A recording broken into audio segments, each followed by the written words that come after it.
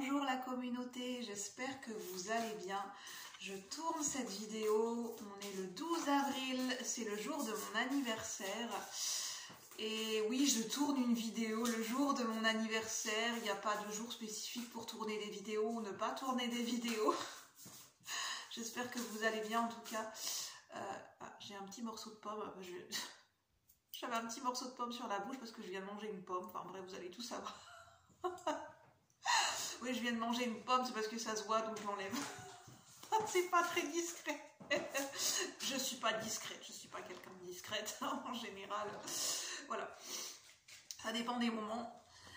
En fait, depuis quelques temps, et même depuis aujourd'hui, je sais pas si c'est lié aux énergies, aux alentours, enfin, parce que c'est mon anniversaire, je ressens une énergie vraiment particulière. Et il n'y a pas forcément de mots, c'est pas une énergie précise, j'ai l'impression que c'est une énergie qui est flottante, une énergie qui va et qui vient, une énergie qui bouge et qui n'est pas forcément présente et précise, mais ça fait comme des va-et-vient d'énergie en fait, comme quelque chose qui, comme l'appel d'une sirène, comme vous savez la sirène, la sirène, le poisson, la femme poisson, voilà. Et je sais pas, je me sens appelée par une énergie qui m'appelle vers d'autres dimensions, vers d'autres plans de conscience, et depuis quelques jours, j'ai l'énergie Starseed qui revient. L'énergie des galactiques, mais notamment l'énergie Starseed. Pour ceux et celles qui se sentent appelés par les Starseed, qui se reconnaissent, je vais vous expliquer un petit peu, voilà, les Starseed, ce qu'on appelle... ce qu'on appelle ces derniers temps, parce qu'on a, voilà, on a mis une appellation, on a mis une catégorie enfant starseed, enfant indigo, enfant arc-en-ciel, cristal. C'est toutes ces personnes qui ont une âme qui a voyagé en fait, c'est une âme multidimensionnelle qui a une, comment dire, on va dire, qui a une mention spécifique, un peu comme quand on passe un bac.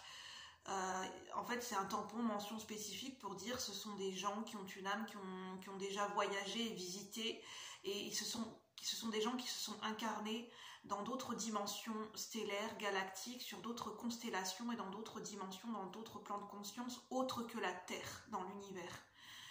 Et ça, tout le monde, enfin tous les êtres humains, toutes les âmes qui sont sur Terre n'ont pas leur âme ne se sont pas incarnées dans d'autres dimensions.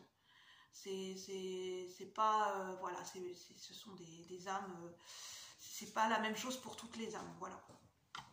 C'est un parcours qui est bien différent des autres, voilà. Moi, je me ressens un peu dans, voilà, enfin un peu, on va dire que je me sens appelée quand même, et je me ressens d'une certaine façon, d'une certaine manière dans l'énergie Starseed. Donc je sens que c'est l'énergie des Starseed qui m'appelle, l'énergie voilà, des enfants qui ont c'est l'énergie des enfants qui ont des capacités particulières. C'est les enfants de la nouvelle génération qu'on appelle les enfants cristal et arc-en-ciel, qui sont nés dans les années 90 et 2000, et même très récemment.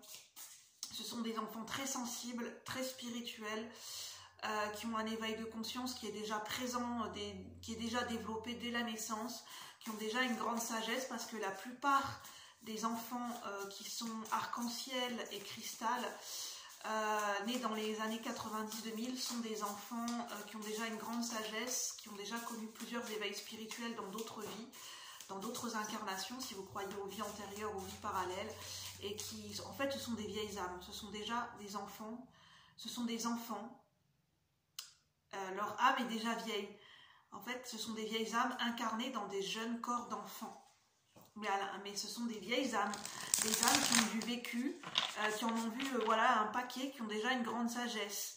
Et même si ce sont des enfants, ce sont à l'intérieur d'eux, ce sont des vieilles âmes, et qui ont déjà beaucoup de savoir et de connaissances, mais qui sont incarnées dans un, voilà, qui sont au niveau de l'être humain dans un stade d'enfant, pour l'incarnation terrestre.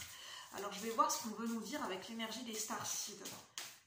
Avec si ça coupe, je ferai Prenez avec votre intuition, cette vidéo ne résonnera pas avec tout le monde et elle résonnera avec les personnes qui se sentent appelées avec ce sujet et avec ces énergies. J'aime pas dire ce sujet parce que c'est dévaloriser les énergies starseed en résonance avec les énergies de la polarité et les âmes starseed, les vieilles âmes, les âmes starseed, les âmes multidimensionnelles, les âmes galactiques. Voilà.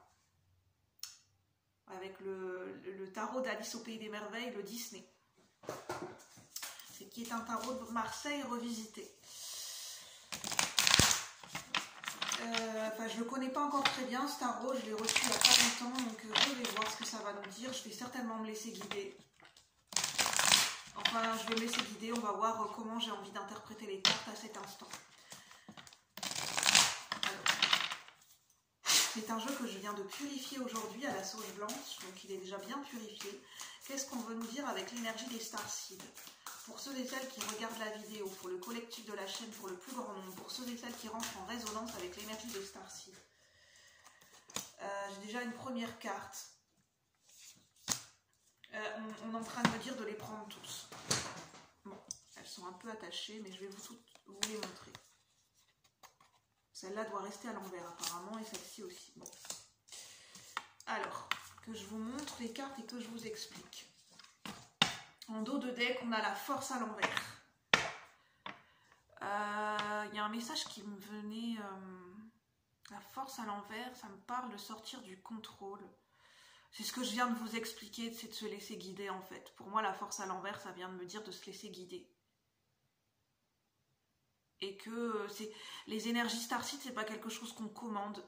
Le fait de ressentir qu'on a été incarné dans d'autres galaxies, dans d'autres, voilà, c'est pas quelque chose qui se commande, c'est quelque chose qui se ressent, c'est une résonance.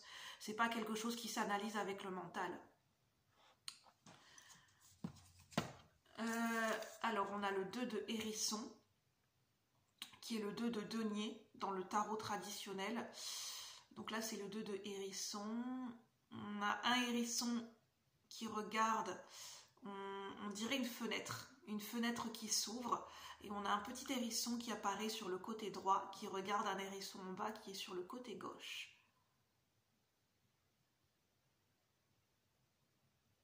On a ce petit hérisson, l'énergie de quelqu'un qui veille sur quelqu'un d'autre.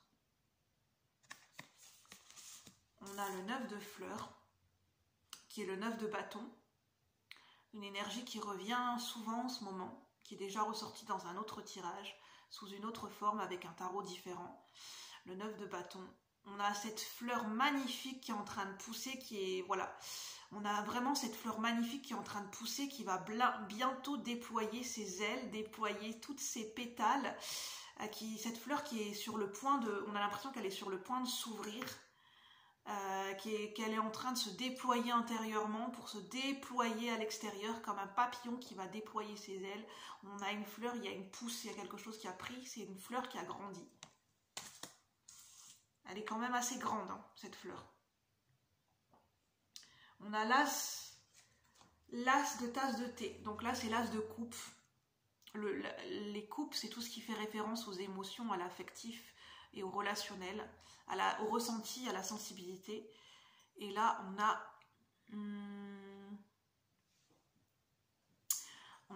désolé, hein. Je crois que je me suis mordu la lèvre, c'est pas grave. C'est pas grave, freestyle cette vidéo, spontanée. Alors, on a l'as de coupe, avec les tasses de thé, mais qui est à l'envers. Mais en fait, on me dit que c'est pas très grave si c'est à l'endroit ou à l'envers. Il y a de la chaleur, c'est ce que je ressens. Il y a un liquide chaud qui est en train de se verser dans la tasse. La tasse, ça représente notre coupe, notre réceptacle intérieur, notre réceptivité, notre énergie de réceptivité, le réceptacle dans notre propre intériorité. C'est le fait d'être en réception et d'accueillir et d'intégrer des énergies qui nous traversent et qui s'intègrent en nous. C'est le fait d'accueillir en nous comme un cocon. En fait, c'est comme si à l'intérieur de nous, on a un cocon prêt à recevoir une énergie, prêt à recevoir un liquide chaud. Comme là, c'est du thé. Et le liquide chaud, ça fait penser à la chaleur. Ça me fait penser à un hammam.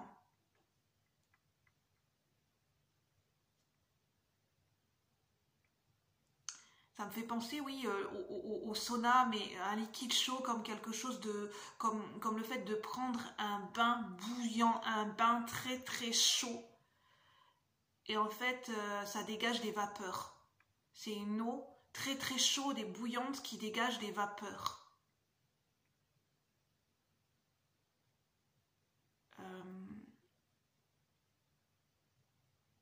Et de par ces vapeurs, il y a des toxines qui peuvent partir en fait. Parce qu'en fait, un bain de vapeur, quand on prend un bain de vapeur par rapport à un soin du visage, quand on fait un bain de vapeur au niveau du soin du visage, c'est pour enlever les peaux mortes, c'est pour enlever les toxines, c'est pour enlever les impuretés au niveau du visage, pareil au niveau d'un bain de pied, au niveau d'un bain bouillant.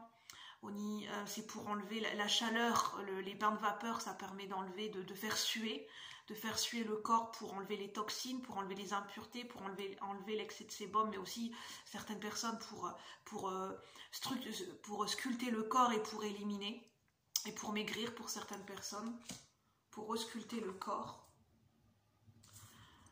Ça me parle le fait de resculpter le corps physique.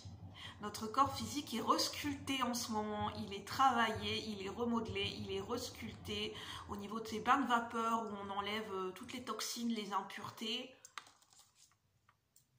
pour que la peau soit plus lisse, pour que le corps physique en fait soit plus sculpté.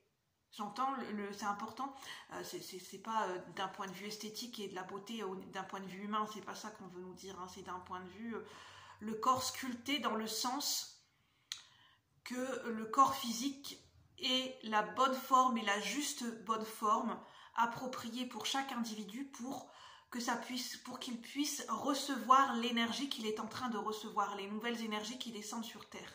C'est pour ça qu'il y a des réajustements au niveau des énergies du corps physique, des purifications, on reçoit des énergies où le corps physique est remodelé. Au niveau cellulaire et au niveau de notre morphologie, mais c'est plus que de notre morphologie, le corps physique, le corps énergétique au niveau du corps physique et du corps éthérique est remodelé dans son ensemble pour que le corps physique puisse être en capacité d'accueillir, de recevoir ces nouvelles énergies qui descendent sur Terre, notamment ces énergies qui viennent des énergies galactiques et des énergies multidimensionnelles et des énergies universelles, pour que ceux et celles qui se sont concernés, mais au niveau collectif et global, qu'on soit en capacité, selon notre chemin de vie, selon notre rythme, selon notre chemin d'incarnation et selon ce que notre âme a choisi de vivre, et ce qu'on est en capacité de réceptionner par rapport à nos acquis et à nos compétences dans les vies antérieures, les connaissances qu'on a et les savoirs qu'on a acquis dans des vies antérieures, notre corps est sculpté de façon appropriée, individuellement, pour que le corps puisse être en accord avec ces nouvelles énergies et pour que le corps puisse être en capacité et comme une course d'endurance qui puisse tenir sur le long terme pour accueillir et intégrer ces nouvelles énergies. Parce que faut que ça soit possible au niveau du corps physique, parce qu'on est un être humain et ces énergies lumineuses, ces afflux d'énergie, ça demande des réajustements au niveau du corps physique, et ça c'est les énergies universelles, des codes de lumière qu'on reçoit au niveau énergétique, au niveau des êtres de lumière, ce qu'on nous envoie pendant le rêve, pendant notre sommeil, pendant la journée, quand le mental est sur pause, pour qu'on puisse s'ajuster à ces nouvelles énergies et les intégrer justement. Pour qu'après ces nouvelles énergies, elles ne font plus qu'un avec nous et elles soient en harmonie avec notre corps physique, en fait, que ça soit complètement intégré. Et on a le valet de Tassaté avec le chat Dina, le chat d'Alice au Pays des Merveilles. Alors là, c'est le valet de coupe. En fait, ces nouvelles énergies sont là pour nous amener à retrouver notre essence originelle. Notre essence originelle comme un bébé qui vient de naître. Notre état pur d'innocence. Notre état pur d'innocence dans le sens de la candeur, dans le sens de l'innocence. L'innocence dans le sens de la pureté. De voir les choses d'un œil neuf. Même au niveau corporel et au niveau de notre incarnation, c'est d'aborder en fait, c'est de faire peau neuve en fait. C'est l'énergie de l'innocence. La sagesse est liée à l'énergie de l'innocence de l'enfant. La connaissance est liée à l'énergie de l'innocence, de la pureté et de la naïveté de l'enfant, mais de la naïveté dans le bon sens du terme. La naïveté n'est pas un gros mot. La naïveté ne veut pas dire être faible. La naïveté, c'est le fait de faire confiance. Parce que, en fait, ce qui se passe, c'est qu'au niveau de notre incarnation terrestre, quand on a vécu beaucoup de blessures, de douleurs, d'expériences douloureuses, de traumatismes, en fait, on n'est plus, au niveau de notre mental et de nos énergies, on n'est plus en capacité de faire confiance dans la vie à ce qui se présente en nous en termes de situation et de relations. Parce qu'après, on est dans la méfiance.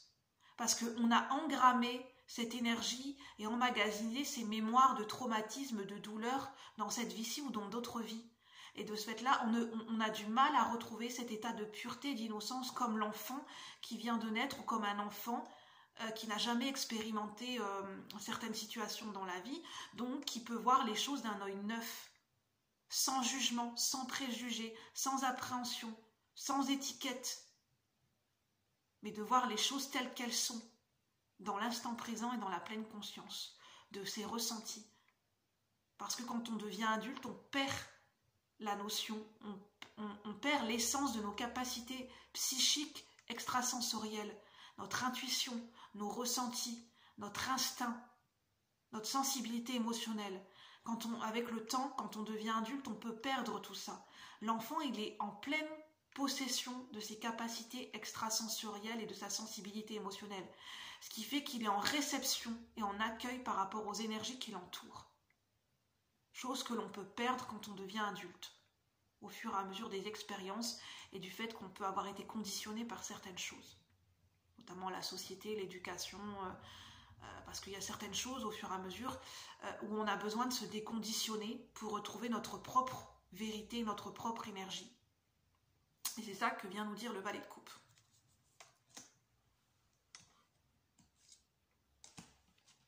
Et je pense que j'ai pas d'autres messages à nous transmettre par rapport à ces énergies starseed et ces énergies galactiques. Donc prenez uniquement ce qui résonne, ça ne pourra pas parler à tout le monde.